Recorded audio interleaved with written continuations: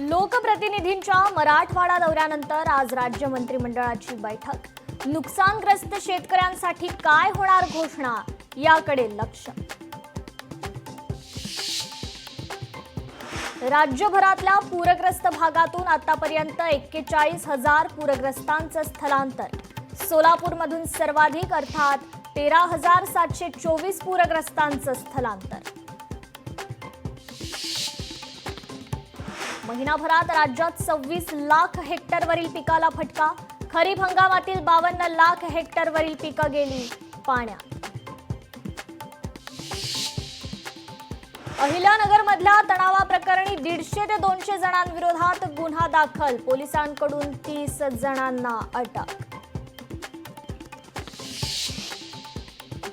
कोयना धरण परिसरात भूकंपाचे धक्के. रात्री 12:09 बसला धक्का. जीवितहानीचं वृत्त नाही.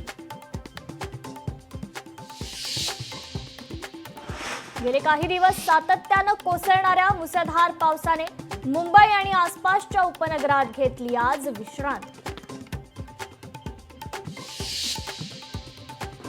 पहलगाममध्ये झालेल्या दहशतवादी हल्ल्यानंतर बंद करण्यात आलेली काश्मीर खोऱ्यातील 7 पर्यटन स्थळे पर्यटकांसाठी पुन्हा खुली. मात्र पहलगाम पर्यटकांसाठी बंदच.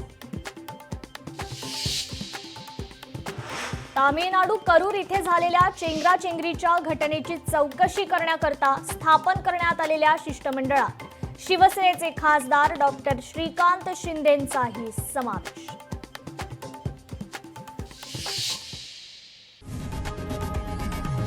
लोकशाही मराठी ऐका, पहा, जागरूक रहा.